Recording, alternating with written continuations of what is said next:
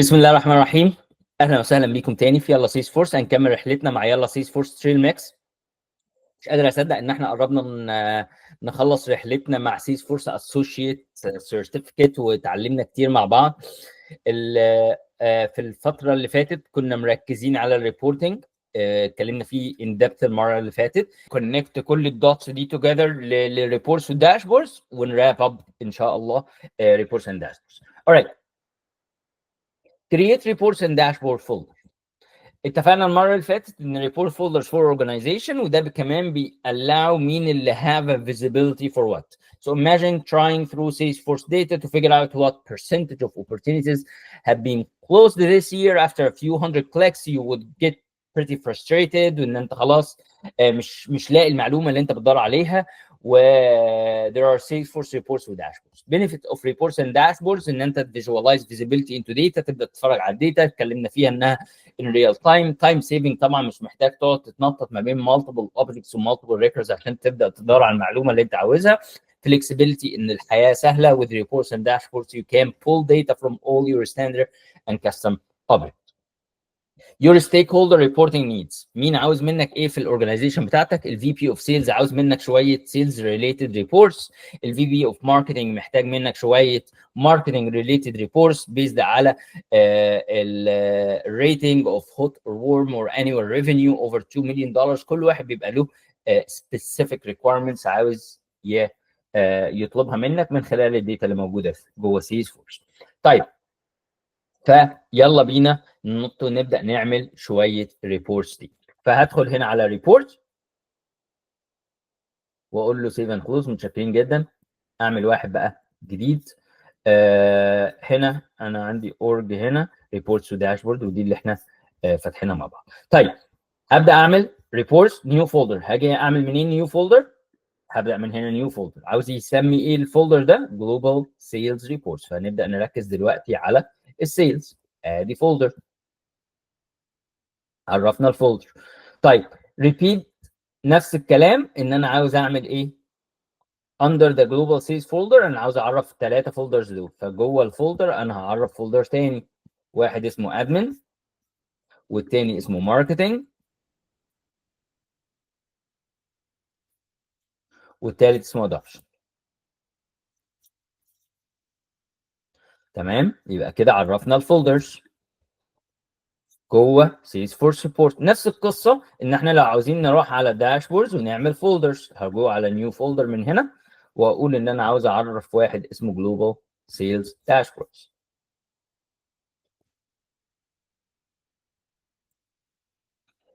طيب save all the new folder with the sales team. click created by me under folder. اهو فين under me؟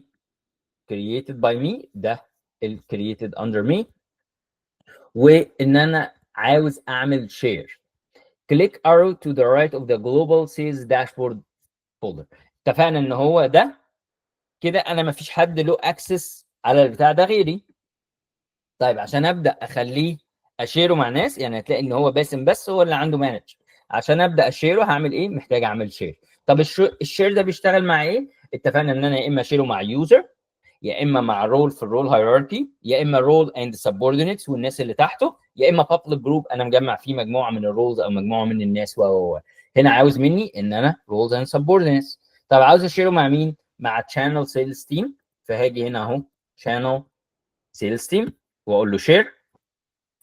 بس قبل ما اعمل شير هو عاوز ناس كمان ايسترن سيلز وويسترن سيلز، كل الناس اللي في السيلز ايسترن سيلز وويسترن سيلز.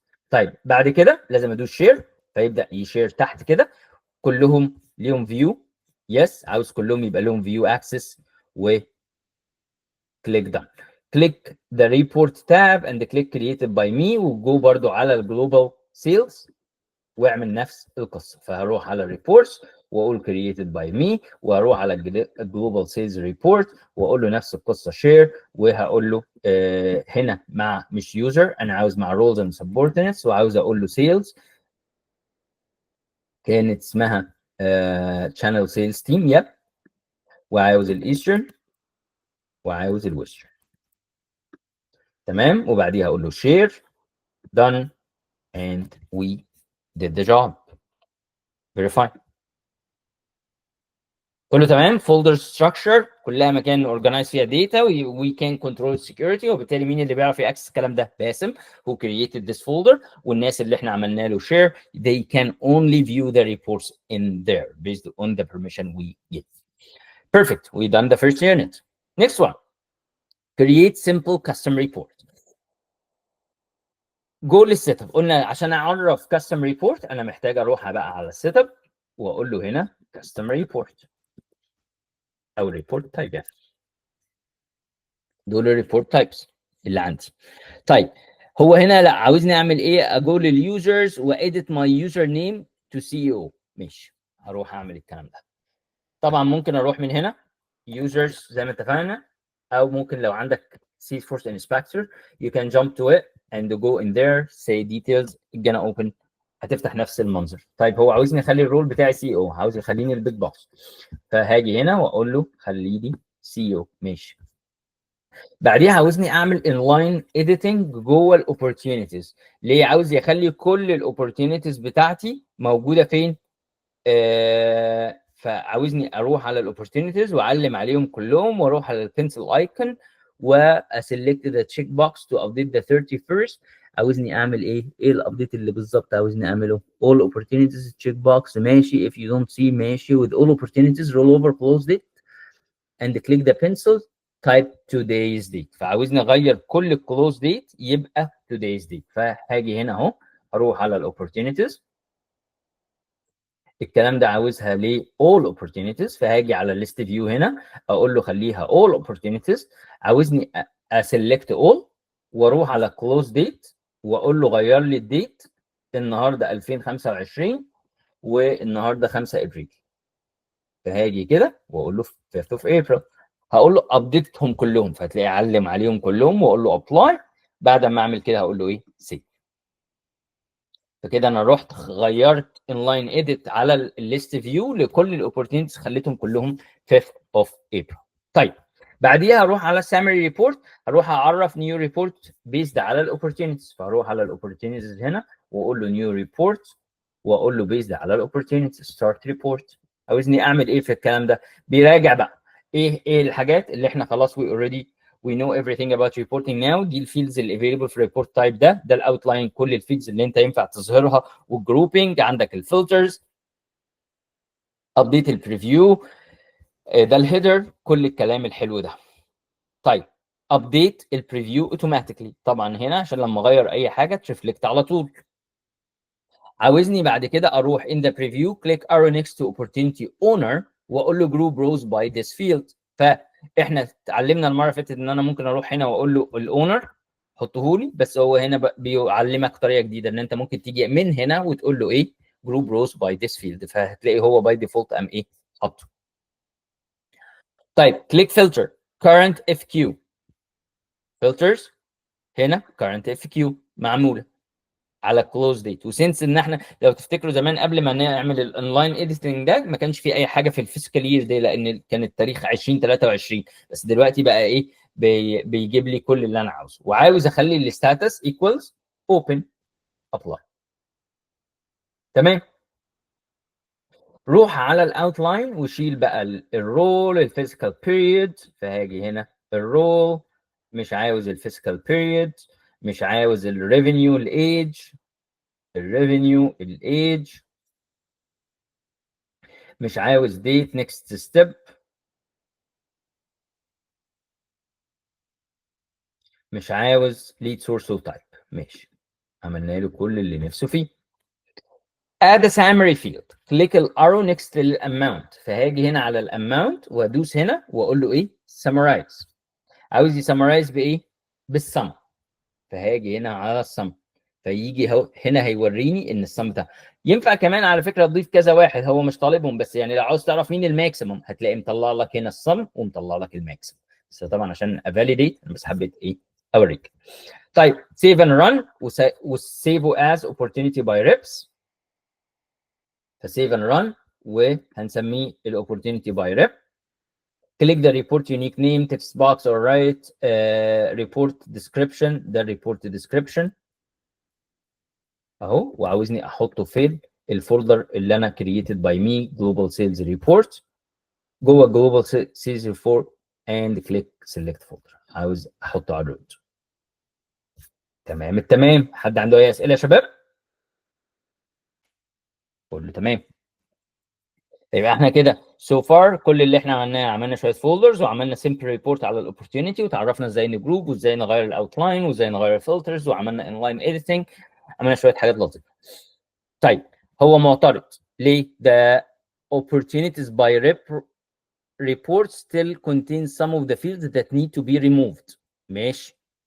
طيب هو ما كانش عاوز الاونر رول edit.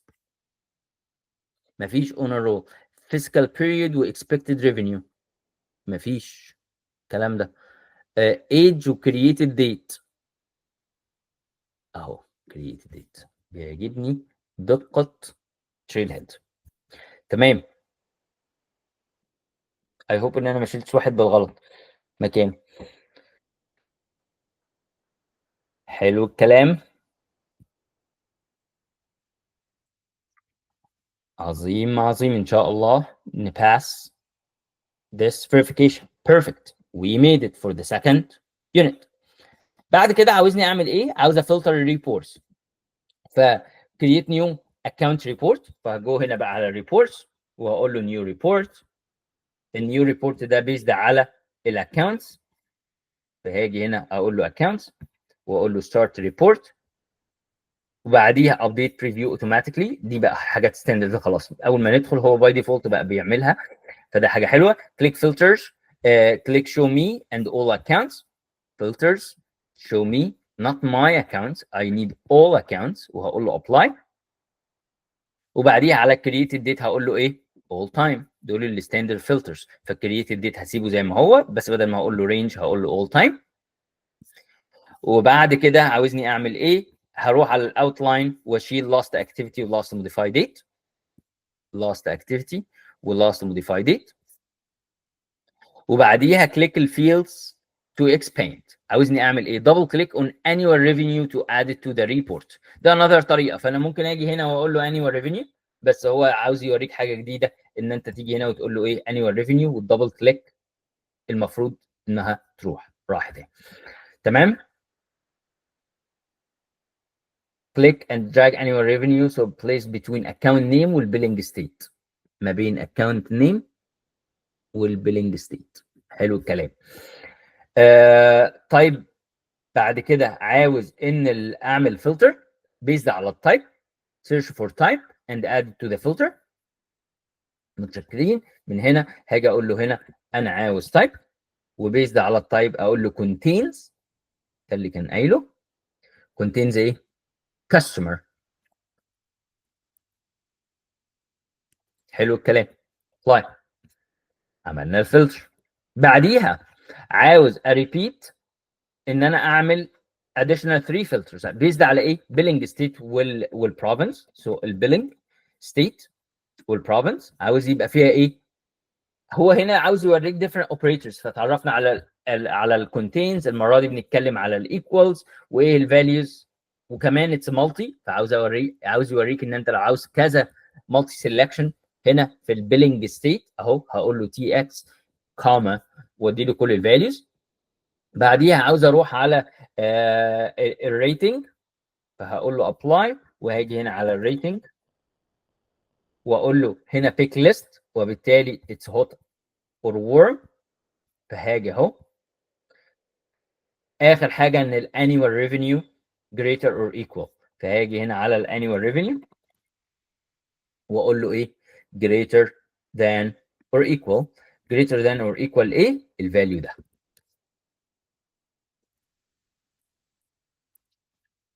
واقول له ابلاي. كده عملنا كل الفلترز اللي هو نفسه فيها. in the filter click arrow next to filter click add filter logic. تمام. طيب احنا حطينا كل الحاجات دي، بس لسه ما حطيناش ايه بقى؟ الاند والاورز. ماذا لو ان انا عاوز اقول له ده اند ده اور ده وكلام من ده؟ فده ان احنا بنعمله عن طريق اللوجيك. فهاجي اقول له 1 و 2 و يا 3 يا 4. فده عملنا الابلاي للفلتر لوجيك. هسيف اند ران، عاوز اخلي الريبورت ده اسمه كده، فهاجي اهو سيف اند ران، وهاجي هنا في الريبورت نيم هحطه، وبعديها هجو على الديسكربشن، والمره دي عاوزني احطه جوه ماركتنج ريبورتس. فادي الديسكربشنز، واقول له سيلكت فولدرز، واقول له كرييتد باي مي جوه جلوبال سيلز، وجوه جلوبال سيلز جوه الماركتنج ريبورت هسلكت الفلتر واقول له سيف. تمام، فده اول خطوه، تعرفنا على different types of filters بنحطهم وبدانا كمان نحط الايه الفلتر لوجيك عشان اند واقول الحاجات دي. اللي بعديه بقى بيبدا يتكلم على relative dates. يعني ايه relative dates؟ انا مش عاوز fixed date ان انا اقول له hot وورم ومبلغ وكلام، لا انا عاوزه last 7 days. يعني ايه؟ بغض النظر انا النهارده تاريخ كام، انا عاوز الاسبوع اللي فات بس، فعاوز اخليه more dynamic. فده يرجع لقصه الريلاتيف ديت. فانا مش عاوز ان انا اقول له كلوز ديت اكبر من يناير، انا عاوز اخليه ريلاتيف ذس يير او كلام. طيب هل سيس فورس هيفهم الكلام ده؟ طبعا سيس فورس هيفهم. طيب هجو عاوز اعمل ريبورتس على اليوزر، هجو على نيو ريبورت وهقول له على الاو، اقول له على اليوزرز. عاوز اعمل ايه؟ عاوز اتاكد على الناس اللي ما عملتش لوجن في خلال لاست 7 دايز وكلام من ده، عشان ابدا يبقى عندي فيزيبيليتي للناس دي هي ليه ما بتدخلش وكلام من ده. فادخل على الريبورت تايب خليته يوزرز، هانشور طبعا نفس الكلام ابديت البريفيو اوتوماتيكلي على عيني وعلى راسي. كليك ذا فلتر بي اند كليك ذا لاست لوجن فلتر. فهاجي هنا على الفلتر وهقول له ايه؟ لاست لوجن فلتر، هو مش موجود اهو last login filter. طيب هاجي هنا update البريفيو login access، عاوز كمان اد في since ان انا هنا click last login filter and under date last login and select login access from the drop down list. خلينا ناخدها step by step. اول حاجه add column، هو عاوزني هنا اجي على الاوتلاين و enter login access and then select login access expiry date. اوكي login access expiry date ضفناه. leave range all time and click apply. بعديها under the date، بعديها نروح على الفلترز click the last login filter under the date click last login. okay. فهجو على هنا وبعديها على click the last login filter under the date last login and select login access expiry date from the drop down list. last login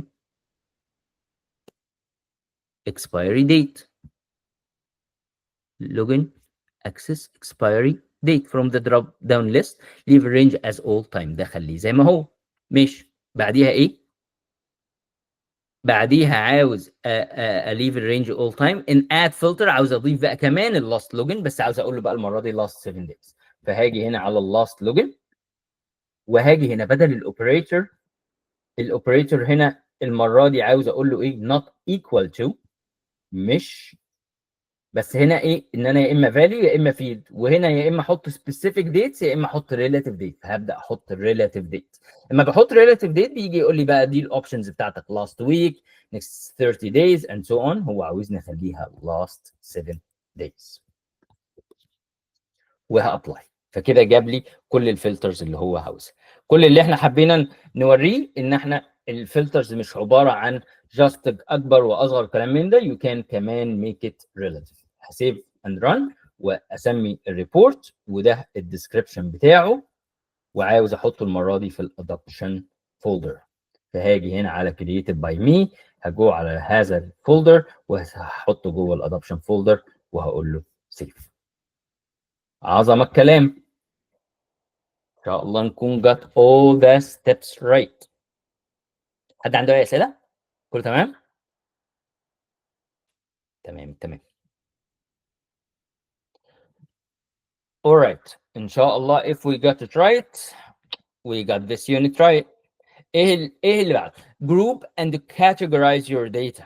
طيب عاوز ابدا بقى اعمل grouping في الداتا بطريقه احسن. عاوز اروح على click the report all folders global sales and the opportunities by rep. فهروح على reports created by me global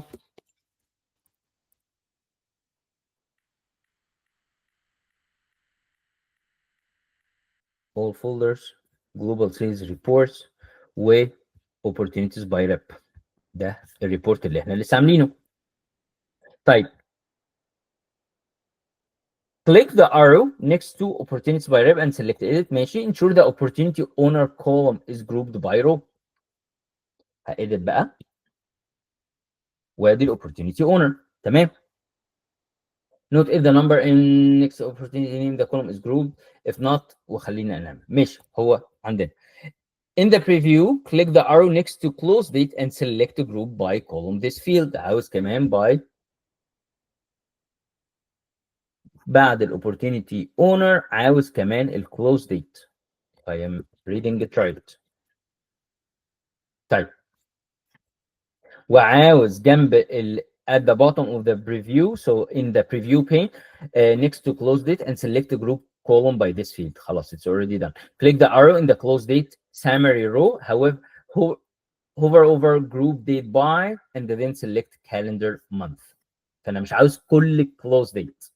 انا عاوز اقول له جروب ديت باي كالندر مانث. فانا مش عاوزه 5 ابريل يطلع لي في رو و6 ابريل يطلع لي في رو. لا ده كمان اهو نيكست ليفل اوف جروبنج ان انا اقول له طلع لي المانث من الديت وجروب باي الكلام ده. بس سيف از فاتس النكست ليفل اوف جروبنج. وهقول له اهو سيف از مش عاوز اوفر رايد ذا سيم ريبورت. عاوز اسيفه كريبورت تاني لان انا لو عملت سيف بس هيسيفه عليه. وبعديها ده الريبورت ديسكريبشن وبعديها عاوز احطه في نفس المكان جلوبال سيف.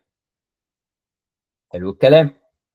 يوز باكيت فيلدز. اتكلمنا المره اللي فاتت على الباكيت وعملنا different stages في different buckets. فهنا كان اوف توبيك المره اللي فاتت. المره دي بقى ان توبيك فعاوزني اعمل شويه باكيتس. فهجو على ان انا بقى لو تفتكروا ان انا بعمل ماي اون باكيتس عشان ابدا اجروب بيها. فكليك ريبورتس كليك نيو ريبورت كليك اول وعاوزني على الاوبورتونيتيز. طيب اجو هنا على الريبورت واقول له نيو ريبورت وهاجي هنا اقول له على الاوبورتونيتيز ستارت ريبورت. ابديت بريفيو تمام. على الفلتر انشور كلوز ديت از سيت تو current FQ وكليك اوبورتونيتي ستاتس يبقى open و apply. بس كده. فانا كده جايب كل الاوبورتونيتيز اللي في الكرنت اف كيو فيسكال يير واوبن بس. عاوز بقى كليك الاوتلاين واشيل الاونر رول والفيسكال بيريد. اونر رول فيسكال بيريد age created date age created date next step lead source and type next step lead source and type. حلو الكلام. add bucket now to categorize the opportunity as small medium large. click الارو على add next to columns and click add bucket. طيب انا عاوزه bucket ايه؟ عاوزه remove current selection within the field box and then search for the select amount.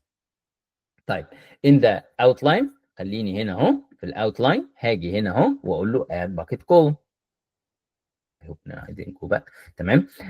add bucket column remove current selection واحط بداله الايه؟ الاماونت. فانا مش عاوز الكريتيف دي عاوز الاماونت. اتعلمنا كمان المره اللي فاتت كنت ممكن اروح من هنا واقول له add bucket نفس القصه. طيب الاماونت is a number وبالتالي for bucket name enter size وهبدا احط ranges.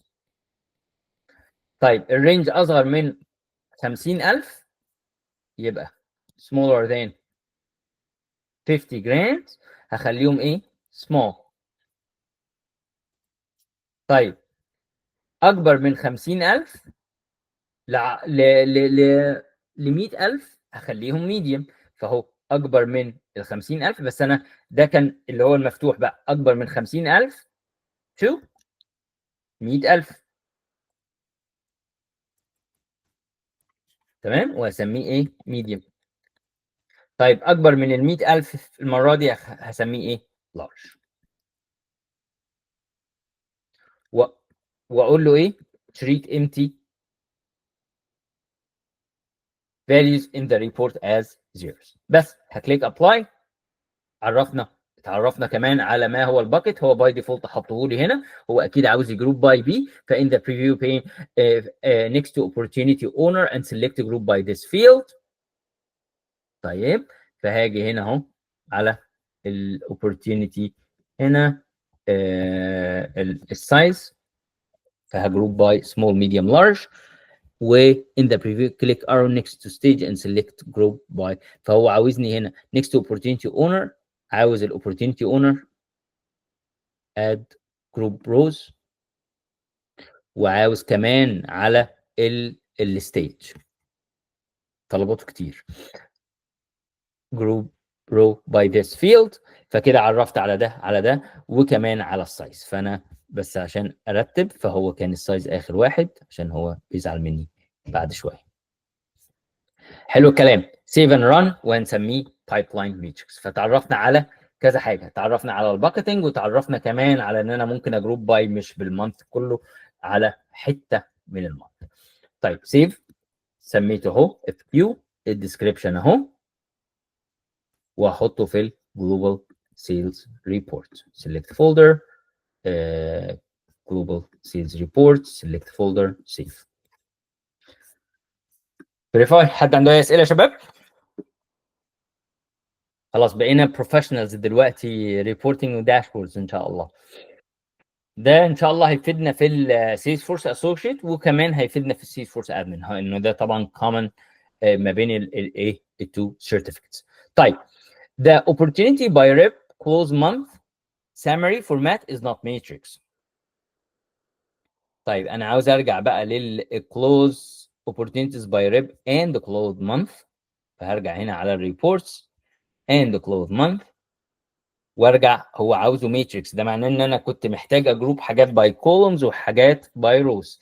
فنرجع بقى كده نشوف احنا عملنا ايه غلط. ارجع كده تاني، ريبورت نيم هنا فانا عاوز ادور على ايه اللي باي كولومز، روز باي فيلدز، بس ده باي كولومز. فالكلوز ديت هاجي هنا على الايديت وهموف الكلوز ديت يبقى ايه باي كولومز. مش المفروض ادراج ودروب هنا؟ مش راضي. ماشي كلوز ديت. انا همسح ده من هنا واحطه هنا كلوز ديت. تمام، يبقى انا حطيته هنا opportunity owner والclose date والclose date if I remember right قلنا calendar month. عشان اسيبه كده اشوف هو ده اللي كان عاوزه ولا لا. هنا I missed حته الكولومز، فخلينا نشوف. احنا اتفقنا المره اللي فاتت ان انا بجروب عادي باي روز بس لو عاوز اخليه ماتريكس، وده كان الايرور، ان يبقى في حاجات روز وكولومز. وبالتالي لما قرينا الايرور مسج، فكان لازم ان انا اروح ادور على حاجه ميسنج الكولومز. نفس القصه البايب لاين، يبقى احنا وي فيكس ده. هنروح بقى تاني على الريبورت، سيف اند كلوز، متشكرين جدا. واللي بعده بايب لاين ماتريكس، شكله برضو عاوزه ماتريكس فورمات. فده معناه ان كان في حاجه جروب باي روز وكان في حاجه جروب باي كولومز، فكان عاوز يبقى السايز باي كولومز. فهاجي هنا تاني على الايديت وهاجي ريموف ده من هنا واحطه هنا بس، واقول له سيف اند ران. فده ما معنى الماتريكس ريبورت، ده اللي اتعلمناه المره اللي فاتت. طيب هل نولنا الرضا؟ تعالوا نشوف مع بعض ان شاء الله. حد عنده اي اسئله so far so good؟ عظمه. and we made the next unit. طيب بعديها هنبدا نتعرف على حاجه جديده ما تعرفناش عليها قبل كده، الا وهي summary formulas. عاوزين نبدا نعمل formulas. طيب summary formula are a great way to calculate additional totals. يبقى احنا اتعرفنا على الباكتس، عملنا حاجه ما كانتش موجوده، ان احنا we bucketed certain values. المره دي عاوز ابدا اعمل شويه math، عاوز اعمل شويه calculations based on numerical values. In addition to standard summaries that we use in previous step, you can add up 5 summary formulas to summary and matrix report to create calculated summaries. عاوزين بقى نبدا نعمل calculated summary. All right, so modifying the opportunities by report to display closed opportunities by sales rep. يبقى هجو هنا على reports وعاوزني اروح على ال modify the opportunities by rep report.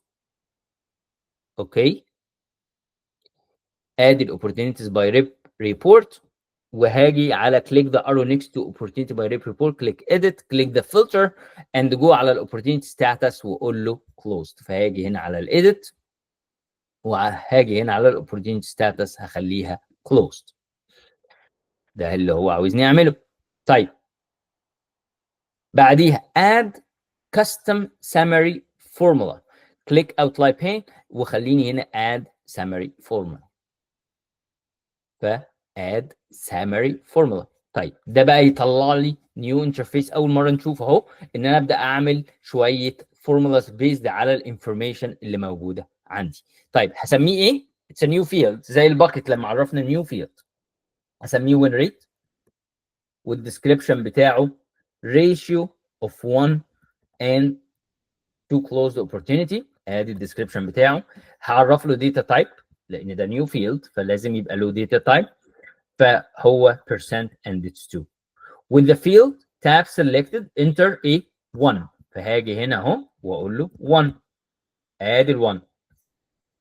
طيب خدنا ال 1، هعمل له ايه؟ هعمل sum. فعملت 1 sum، فبجمع الحاجات اللي 1 واجمعهم على الclosed sum. طيب فهاجي هنا واقول له divided by الclosed، وعاوزها برضو الاجريجيت فانكشن هنا select an option اللي هي sum. validate عشان اتاكد ان انا عامل الكلام ده، فهيطلع لي حاجه جديده اسمها ايه؟ الوين ريت، عن طريق انه مجمع لي كل الاوبورتيونيتيز اللي 1 على كل الاوبورتيونيتيز اللي كلوزد، فابدا اعرف البرسنتج بتاعتها. حلو الكلام. كليك ابلاي. at the bottom of the preview pane slide the details row toggle off. فانا مش عاوز اشوف الديتيلز. حلو الكلام. فبقى مطلع لي هنا الوين ريت كمان في الحسبه بتاعتنا. خلصنا الكلام ده وهاجي اعرف بقى الكلام ده as save as. فهاجي هنا واقول له save as، وده اسم الايه؟ الريبورت، وده الديسكربشن بتاعه.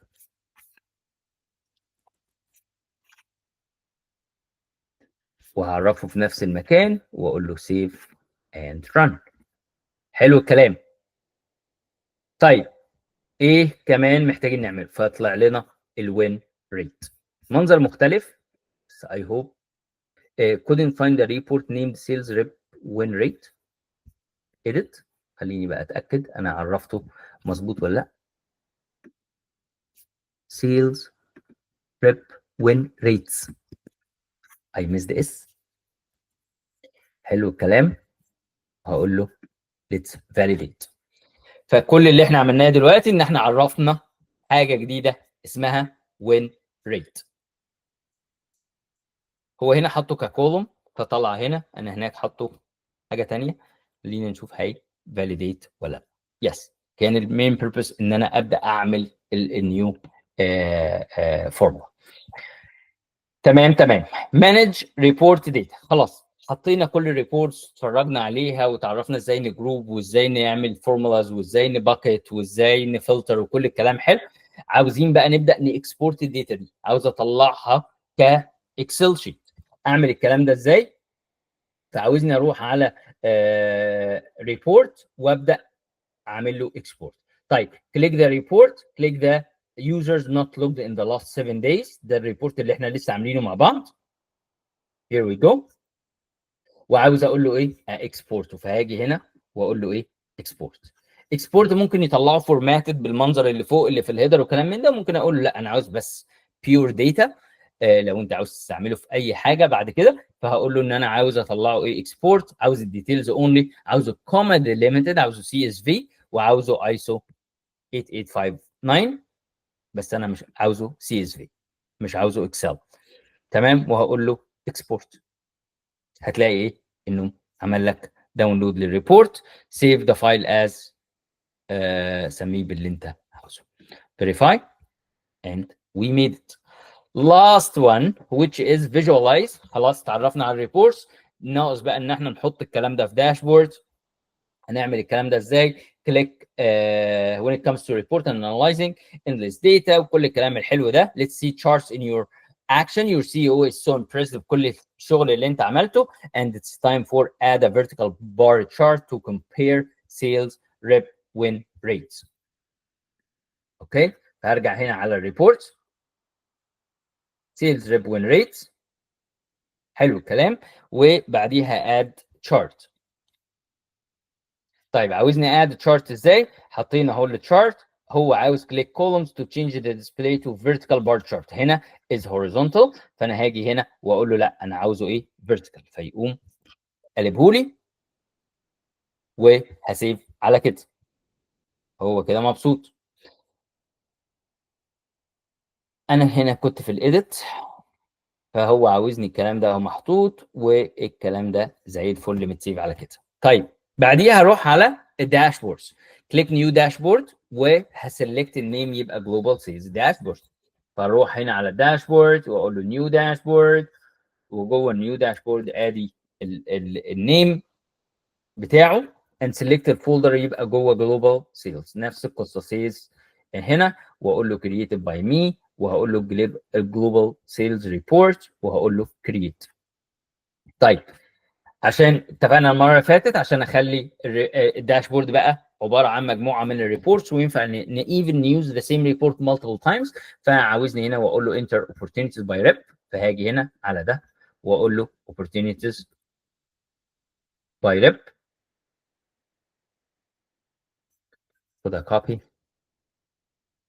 vertical bar opportunities by rep and then click select.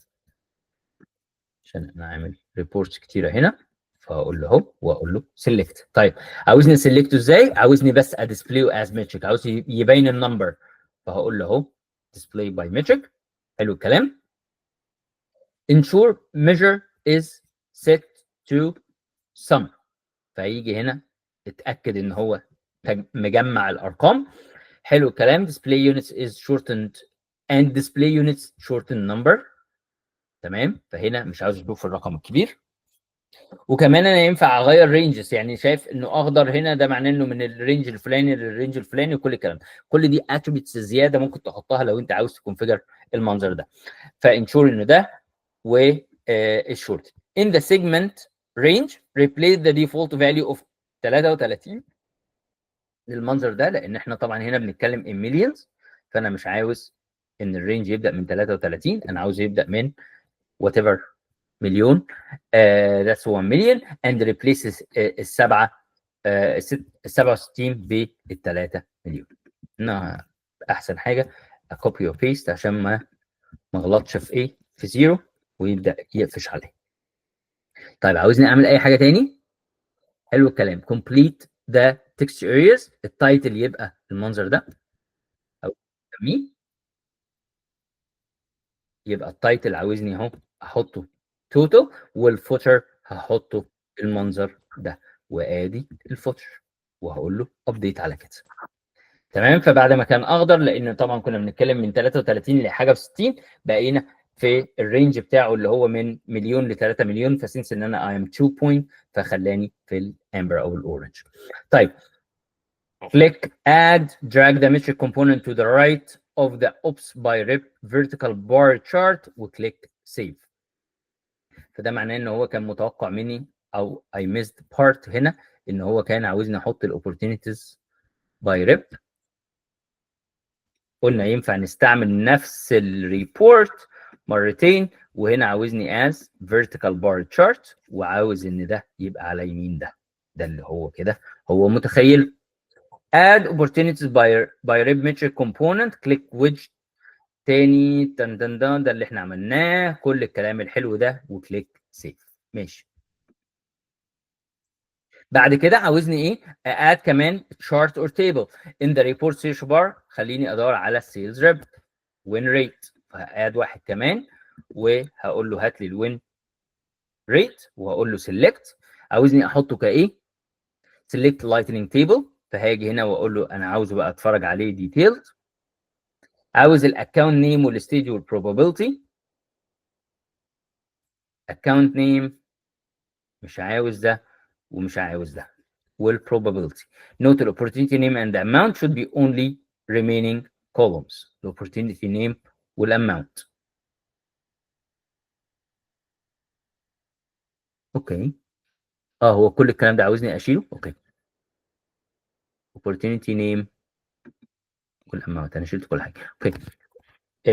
النيم، opportunity name والamount اهو، بس كده ماشي. حلو الكلام. حطينا الاوبورتيونتي نيم والابديت التايتل يبقى الاوبورتيونتي 1. فهاجي هنا اهو وادي التايتل هسميه opportunities 1 وهقول له add. حلو. عاوزني اعمل ايه؟ عاوزني ادراج الاوبورتيونيتيز 1 ده to the right of the total open opportunity matrix. فعاوزني كمان اخلي ده يمينه. حلو الكلام. طيب بعديها اخر حاجه ان انا هعادل الوين ريت جيت.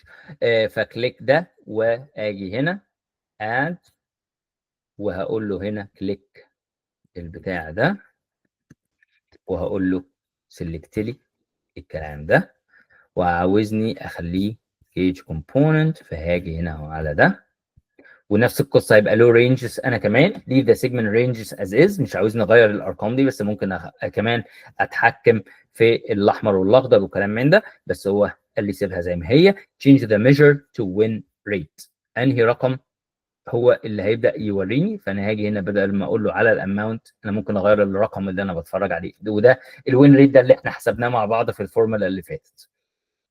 تمام. فعملنا اهو، بس هو عاوزني اخلي التايتل حاجه ثانيه. فهاجي هنا على ده وهقول له هنا على التايتل بتاعه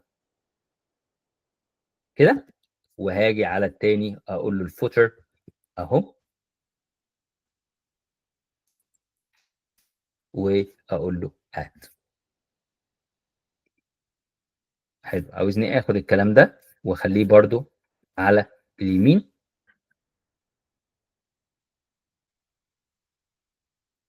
والمفروض ان احنا كده نبقى خلصنا. فانا اصغر الشاشه عشان اعرف ادراجه. هو المفروض اصغر ده كده واجيب ده كده. ماشي. هبقى اصغر ده عشان نفت في اللي هو بالظبط عاوزه يحصل بس. وهسيب على كده وان شاء الله نفيريفاي ونبقى خلصنا الموديل مع بعض. حد عنده اي اسئله؟ I think ان احنا we built great experience دلوقتي ان شاء الله في الريبورتس والداشبوردز، وتعرفنا على حاجات كتيره جواها، وتعرفنا على different report types، وتعرفنا على joined reports، وحطينا الكلام ده كمان في داشبوردز. فان شاء الله يبقى عندنا كده نظره عامه للريبورتس والداشبورد. The sales rep win rate report chart title is not set لsales force rep wins rate. اوكي. sales rep win rate اللي هو بيتكلم عليه. اوكي. click the gear icon هنا to display a chart. click الجير ايكون هنا وهاجي هنا على التشارت تايتل ده. فهاجي هنا على الايديت وهاجي هنا على الايديت وهاجي هنا اهي. عاوزني احط هنا الريتس وبعديها الاد chart. حلو الكلام. click الجير ايكون in the upper corner وعاوزني هنا اخلي الواي اكسس is a win rate. هنا win rate. يس. وبعديها سيف. متهيألي المفروض نكون خلصنا من الايرور ده. يس وي ميد ات توجذر يا شباب. فخلصنا كده الريبورتس والداشبوردز. اي هوب ان احنا نكون اتعلمنا حاجه حلوه مع بعض، وان احنا فهمنا الريبورتس والداشبوردز والجروبينج والجويند والريبورت تايبس. I believe we covered a great content for reports and dashboards. هيفيدك في الاسوشيت وهيفيدك في الادمنستريتور. Thank you very much for your time. ان شاء الله المره الجايه هنبدا بقى نعمل ايه، ملخص كده لسيلز فورس اسوشيت اللي هو الموديول بتاع سيلز فورس اسوشيت اللي محطوط في التريل ميكس بتاعه، when RAP Salesforce associate to move to the next topic ان شاء الله. Very exciting.